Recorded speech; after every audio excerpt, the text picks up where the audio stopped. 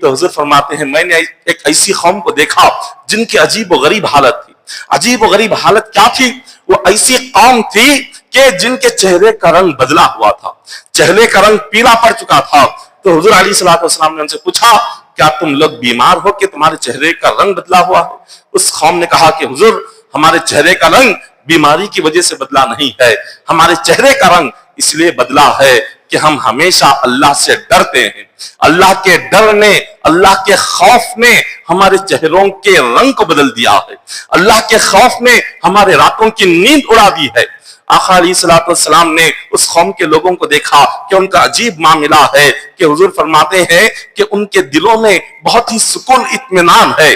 دلوں میں نہ کسی قسم کا بغض ہے, نہ حسد ہے, نہ کینہ ہے, نہ عداوت ہے. دل بہت ہی سکون ہے, دلوں میں اطمینان ہے, اور ان کے جسم پر کمبل کا لباس ہے. حضور نے پوچھا کہ تمہارے جسم پر ایک کمبل کا لباس کہاں سے آیا اور یہ کمبل کا لباس کیوں پہنتے ہو؟ انہوں نے کہا یہ کمبل کا لباس پہننا نبیوں کی سنت ہے. یہ پچھلے زمانے میں جتنے انبیاء گزرے ہیں وہ سارے انبیاء اسی کمبل کے لباس کو پہنتے تھے.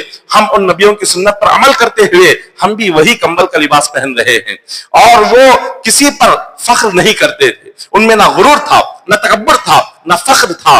اور اس کی نشانی یہ تھی کہ ان سب نے اپنے مکانات برابر بنائے ہوئے تھے. کسی کا مکان نہ اونچا تھا نہ کسی کا مکان نیچے تھا.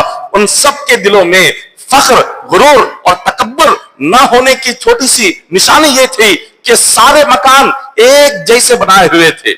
اور پھر اس کے بعد آقا علیہ الصلوۃ والسلام فرماتے ہیں کہ میں نے انہیں دیکھا کہ ان کے گھروں میں کسی قسم کا دروازہ نہیں ہے.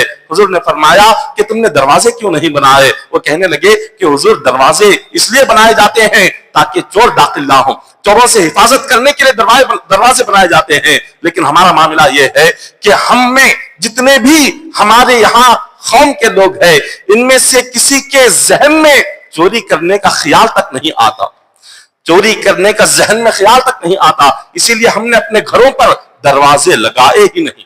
ان کے مکانوں کا حال تو یہ تھا